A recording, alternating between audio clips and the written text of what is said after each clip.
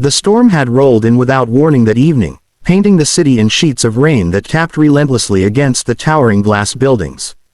Inside one of those towers, at the very top floor, Adrian Blackwood sat in his corner office, staring blankly at the skyline. His office was a symbol of success. Dark mahogany shelves lined with awards, a polished desk untouched by clutter, and the soft glow of city lights reflecting against his window. He was a man who had built his empire on discipline, ambition, and an unshakable determination to win at all costs. He was the CEO everyone either admired or feared, depending on which side of his decisions they fell. But tonight, he was distracted. On his desk lay a worn, leather-bound diary. It was not the sort of thing he ever kept around. His life had no space for sentimental objects, but the little book had been given to him under circumstances he still didn't quite understand. It had been thrust into his hands by a small, trembling child. The funeral had been only a week ago. Adrian hadn't intended to go, not at first. One of his employees, a quiet woman named Clara, had passed away unexpectedly. She had worked in his company for years, barely noticed, always efficient and silent. She had never asked for attention, and Adrian had never given her any. If not for our department informing him, he might not have even known she was gone. But something in the way the message had been delivered made him pause. She left behind a daughter, the HR director had said. A little girl, only 6 years old. No relatives close enough to take her. No one stepping forward to claim her. Adrian, pragmatic as ever, decided to attend the funeral out of formality. Appearances mattered, and showing respect would cost him nothing. He had stood under the gray sky, watching as the casket was lowered into the ground. The service had been modest, attended by a few co-workers, some neighbors, and a priest who recited words that seemed to vanish into the wind. Adrian had been ready to leave, already checking his watch for his next appointment, when he noticed her. The girl. She stood apart from everyone, a small figure clutching something close to her chest. Her dark hair clung to her cheeks, wet from rain and tears.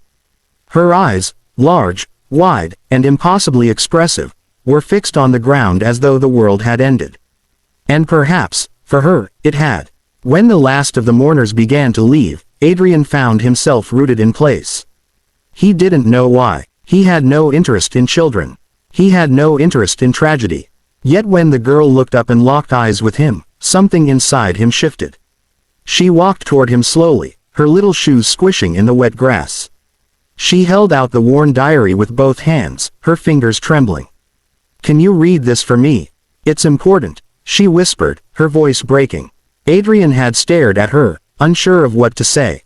The request was so innocent, so unexpected, that for the first time in years, he found himself speechless. He took the diary from her out of instinct, his hand brushing against her small, cold fingers. Before he could say anything else, a social worker appeared and gently led the child away. That night, back in his penthouse, Adrian placed the diary on his desk. He told himself it was nothing more than a collection of sentimental scribbles. A grieving child's attachment. He didn't need to read it. He didn't need to get involved. And yet, he opened it. The first page stopped him cold. "For my daughter, Lily. If one day I am not there to tell you these things myself, I hope these words guide you. You are the light of my life.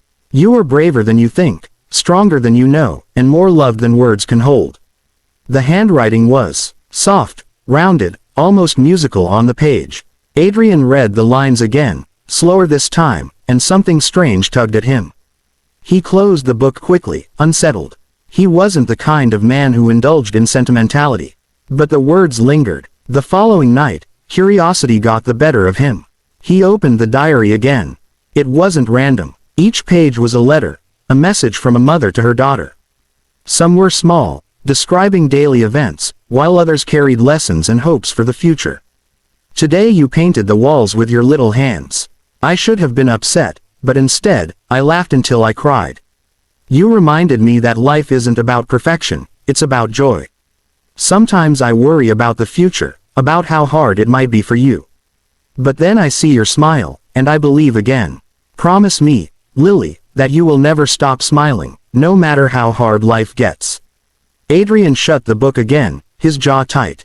He told himself it didn't matter. But that night, When he tried to sleep, the words echoed in his head. Days turned into a week, and the diary became an unspoken ritual. Every evening, after endless meetings and negotiations, he would pour himself a glass of whiskey and sit by the window, reading page after page. The entries grew heavier as he read further. Clara had known she was sick. She had hidden it, continued working quietly, saving every penny for her daughter's future. The diary became a lifeline, a way to leave pieces of herself behind for Lily. I don't know how much time I have left. The doctors don't look me in the eyes anymore. But I refuse to let sadness touch you, my sweet Lily. I need you to know that life is still beautiful, even when it's hard. Adrian felt something in his chest tighten each time he read. He thought of his own childhood, cold, strict, devoid of affection. His father had been powerful, commanding, always pushing him toward perfection but never once saying he was proud. Adrian had grown into that mold, thinking love was weakness, that emotions had no place in success. And yet here was this woman, leaving behind words filled with warmth, teaching lessons he himself had never learned. One evening, after a particularly brutal day at work, he returned to his office to find a small package on his desk. No sender. Inside was a crayon drawing. It showed a tall man in a suit, with black hair like his, holding the hand of a little girl with a wide smile. At the bottom, written in shaky letters, were the words, "Did you read it yet?" Adrian stared at it for a long time. The man who could destroy competitors with a single phone call suddenly felt powerless in front of a child's drawing. That night, he left the office early, something he never did. He read deeper into the diary, reaching the entries Clara had written when her health began to decline. Lily, if someone ever finds this diary and cares enough to read it with you, I hope they remind you to chase your dreams. Never let the world make you small. For the first time in years, Adrian felt his throat tighten. He closed the diary and set it aside, pacing his penthouse like a restless lion. He didn't know what was happening to him. This wasn't who he was. He was the man who thrived on control, who kept walls around his heart. But those walls were cracking, page by page. The next morning, instead of heading to his board meeting, Adrian drove to the foster home where Lily had been placed. The social worker looked surprised when he showed up at the door. He was even more surprised when Lily ran to him the moment she saw him. Her small arms wrapped around his legs, and she tilted her face up to him. "You read it, didn't you?" she asked breathlessly. Adrian, the man who never allowed himself to show emotion in public, felt a lump in his throat. He could only nod. Her face lit up, and she squeezed him tighter. "I knew you would. Mommy said someone would." Adrian knelt down slowly, unsure why his hands trembled. For the first time in years, he didn't think about the stock market, mergers, or deadlines. All he thought about was the little girl in front of him, and the diary that had begun to change everything he thought he knew about life, love, and what truly mattered. And in that moment, Adrian Blackwood, cold, ruthless, untouchable, realized that a simple diary, and the trust of a little girl, had begun to unravel him in ways he could no longer ignore. The morning sunlight filtered weakly through the blinds of Adrian's penthouse, casting pale lines across the floor. He hadn't slept well. The diary sat open on his coffee table, its fragile pages splayed as though demanding to be read again. He had tried to put it aside, but the words seemed to follow him everywhere, whispering into the quiet corners of his mind. And now there was Lily, the little girl with eyes far too knowing for her age, clinging to him as though he was the only thread left holding her world together. He wasn't sure how it had happened, but in the days after visiting her at the foster home, he kept going back.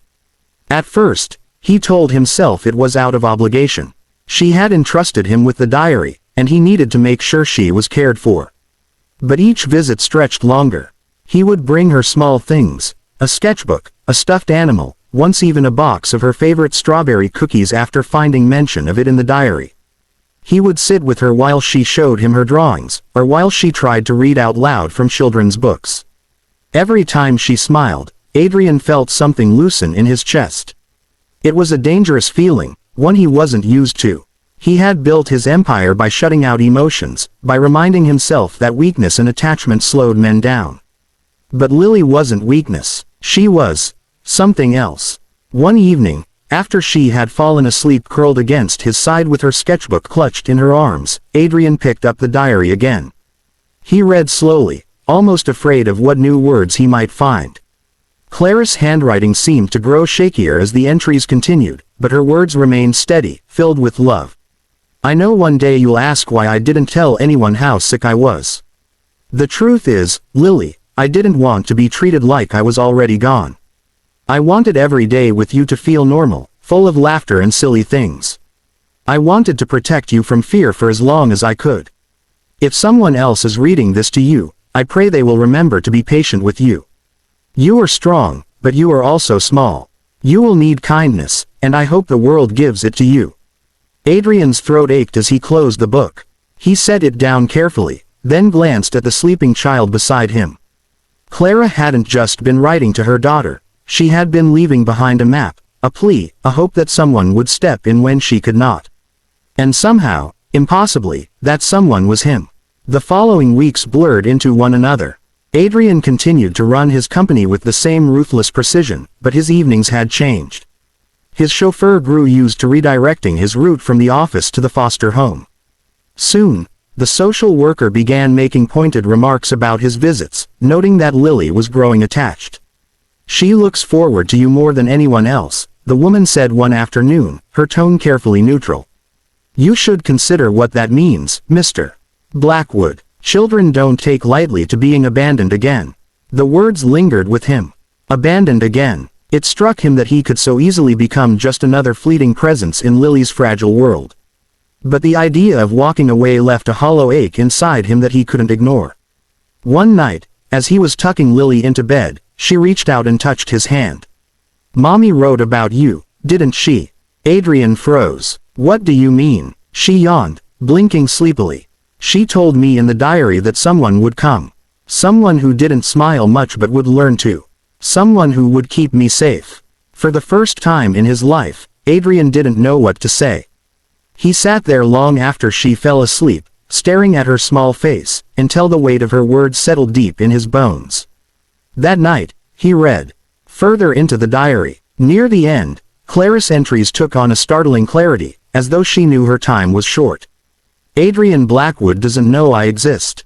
To him, I am just another employee lost in the crowd. But if by some strange twist of fate he ever reads this, I want him to know something. The world doesn't need more power, it needs more love. And Lily deserves to grow up in love. If you are reading this, whoever you are, please don't let her face life alone. Adrian stared at the page until the words blurred. She had written his name. He read the line again, slower this time. Clara had known him. She had noticed him, even if he had never once paid attention to her. She had seen through the walls he built and, impossibly, left him with a responsibility he could no longer ignore.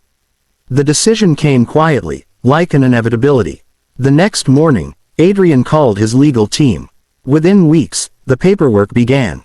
He would adopt Lily. The process wasn't simple. There were questions, court visits, endless evaluations to determine whether he was fit to care for a child. The irony was not lost on him. Adrian Blackwood, the man who commanded nations of employees, now being scrutinized over his ability to be a father. But he endured it all. And every time the process felt overwhelming, he looked at Lily's smile, or he read another page from the diary, and he knew he couldn't turn back. When the adoption was finalized, the foster home staff gathered to see them off. Lily clung to Adrian's hand tightly, her eyes bright with both excitement and fear. Do you really want me? She asked in a whisper as they walked out together. Adrian knelt down in front of her, his heart in his throat. More than anything, he said softly, the words surprising even himself. Her face broke into the brightest smile he had ever seen, and she threw her arms around his neck. For the first time in years, Adrian felt something close to peace. Life changed after that. His penthouse, once a cold and silent place, became filled with the sounds of laughter and clutter. Lily decorated the fridge with her drawings, filled the rooms with stuffed animals, and demanded bedtime stories every night. Adrian found himself learning things he never thought he would: how to braid her hair, how to soothe her nightmares, how to make pancakes without burning them. And yet, there were challenges. Some nights, Lily would cry for her mother, and Adrian would sit with her until she fell asleep, his own heart aching with helplessness. Sometimes, he wondered if he was enough, if he could ever live up to what Clara had hoped for. But then he would open the diary again, and her words would steady him. If you ever doubt yourself, remember this: love is never about being perfect. It's about showing up. It's about being there, even when it's hard. Those words became his compass. Months passed, and slowly, Adrian changed. His colleagues began noticing that he smiled more, that his temper had softened. He still ran his company with strength, but there was a new balance in him, a humanity that hadn't been there before. His board members whispered about it, some even questioning if he was losing his edge. But Adrian knew the truth. He hadn't lost his edge. He had found something sharper, something more enduring than power. One evening, as he tucked Lily into bed, she handed him the diary. "We've finished it," she said, her little voice proud. Adrian smiled faintly. "Yes, we have." She tilted her head. "What happens now?" He looked at her, and for the first time, he understood. The diary wasn't just a book. It was a bridge between the past and the future. Clara had left behind her love, her lessons, her hopes. Now it was his turn to continue the story. He pulled her close, pressing a kiss to her forehead. "Now, we start writing our own." Lily snuggled against him, smiling sleepily. "Will you help me write it?" "Always," Adrian whispered. As she drifted into sleep, Adrian sat in the quiet room, the diary resting in his lap. He opened it to the last page, tracing Clara's final words with his fingers. "To whoever holds this now, thank you. Thank you for giving my daughter a future. Thank you for proving that even in loss, love can still be found." Adrian closed the book gently. His eyes burned, but for once he didn't fight the tears. He let them fall, silently, as the weight of the moment settled into his heart.